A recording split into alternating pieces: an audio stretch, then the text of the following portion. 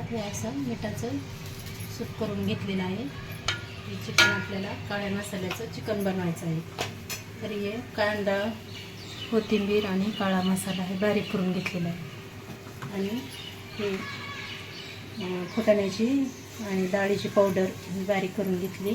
खोबरं आणि लसूण बारीक करून घेतलं आहे. थोडीशी कोथिंबीर कट करून घेतली. आणि हे आपला मटण मसाला, काळा मसाला आणि हे चिकन मसाला हे तिन्ही आणि घरकुल हे सगळे मसाले एकत्र करून घेतले. त्यासाठी तेल टाकून घेतलेलं आहे. तेल गरम झालं तर खोबरं आणि लसूण आधी आपण थोडंसं तळून घ्यायचं. नंतर आपण काढायला ना कांदा ती पेस्ट परतून घ्यायची. त्यामध्ये छान असं परतून घ्यायचं. आपण हे मसाले घेतलेले ना ते टाकून घ्यायचे.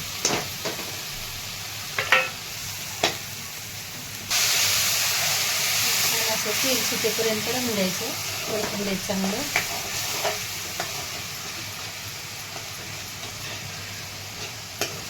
होऊ शकता तसं असं तेल सुटलेलं आहे. तर आपल्याला आता हे चिकन हे टाकून घ्यायचं अगोदर.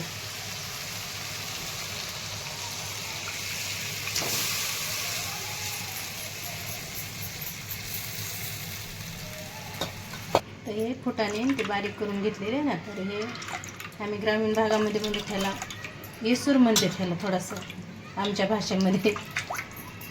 आणि हे असं करून घेतलेले ना, नंतर हे आपल्याला घट्ट पातळ ह्यानुसार आपलं टाकून घ्यायचं. हे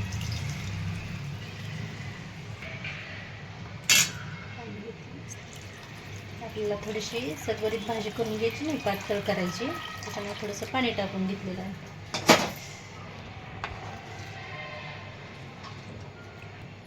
आता हे 5-10 मिनटं थोडीशी उकळी येऊन द्यायची. टाकून घ्यायचं.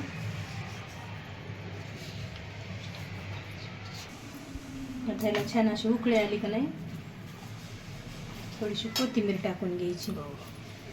काही कोथिंबीर बारीक चिरून धुवून घेतलेली आहे. ही एकदम अशी वास येतो आणि ही गावरान कोथिंबीर आहे. तर ही आता थोडीशी टाकून घ्यायची.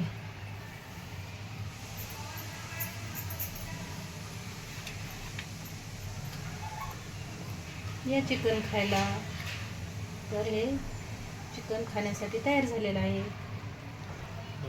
या चिकन खायला. व्हिडिओ जर आवडला तर लाईक करा. एकदम आमच्या गावाकडल्या पद्धतीने हे चिकन केलेलं आहे. तरी अशा पद्धतीने तुम्ही पण करा. जर आमचा व्हिडिओ आवडला तर लाईक करा.